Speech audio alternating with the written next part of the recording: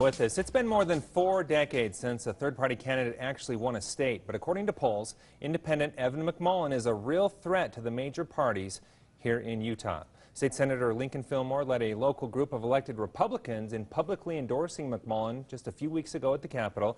He's here to explain more about the break from the party nominee. Senator, great to have you with us. Thanks for being here. Thanks, Glenn. It's good to be with you. Give us a little background. Let's talk about why you left the party nominee, Donald Trump, and publicly supported Evan McMullin instead. Sure, thanks. And again, thanks for having me. I was elected to my office on a platform that I would always put principles ahead of politics and ahead of party. And I think that in standing for Evan McMullin for president, that I'm standing on those principles. I've been a lifelong Republican. This wasn't an easy decision for me, but I chose to be a Republican because of the conservative constitutional principles that the party stands for. And I think that the best way to stand and defend those principles is in Utah to support Evan McMullin for president. You know, Utah is the only state where Donald Trump finished last during the primary process, and I think it would be another great event if Utah became the first state in 40 years to support a non-major party candidate based on those principles, to let the rest of the country know that we're not just going to eat whatever gruel is served up, but that we will insist on better options on the menu. So what are some of the specific principles that turned you away from Donald Trump? I think the main one is that through his behavior over, certainly since he's been running for president, but certainly before, I think that he has shown that he's cut from the same cloth as Hillary Clinton, and that they both have shown that they are willing to do whatever they want to do as long as they think they can get away with it.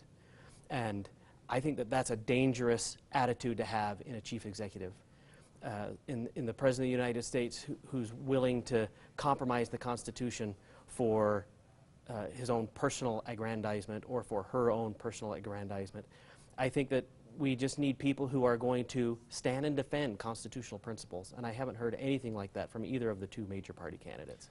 Earlier in the week, the Utah GOP, along with other prominent members of the party, hosted a rally in favor of Trump, and they were saying things. First of all, they were reaching out to Republicans like you and saying, look, we understand exactly what you're talking about, but they insist that the only real legitimate option, there are two of them, a binary system in Trump and Clinton, and the big message there was a vote for McMullin in Utah is a vote for Clinton. Do you agree with that? I don't agree. For one thing, whether or not Hillary Clinton achieves 270 electoral votes or not, that'll happen independent of whatever goes on in Utah.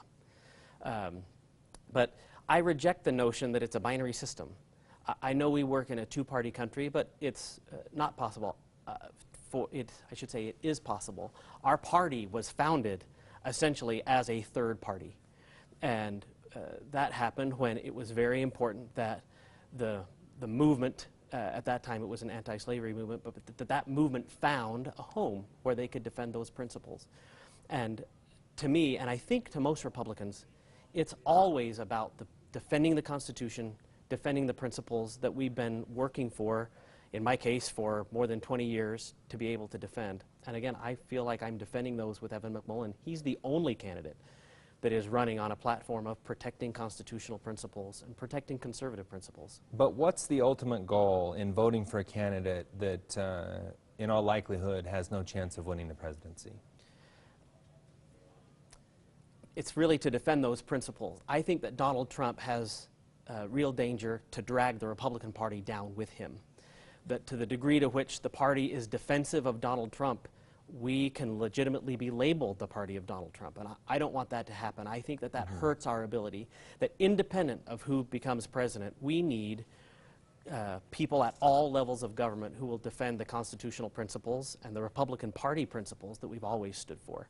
And the reason that I'm supporting Evan McMullin is because I want to make sure that Republicans across the state and across the country have a reason to vote, have someone that they can feel good about voting for, because it's also very important that we re-elect Mike Lee, that we re-elect Sophia DiCario in the Utah House of Representatives, as well as Bruce Cutler and Craig Hall, and that if having a candidate like Donald Trump at the top of our ticket depresses Republican turnout by 5 or 10%, the way that early voting returns are currently showing, that has a a real impact on the Republican Party's ability to stand and defend the constitutional principles, no matter who's elected President of the United States. We need strength in Congress, in the state legislature, and at all levels of government. All right, Senator Fillmore, 2 more days to go. Great to have you with us, and thanks for sharing your perspective. We appreciate it. Thank you, Glenn.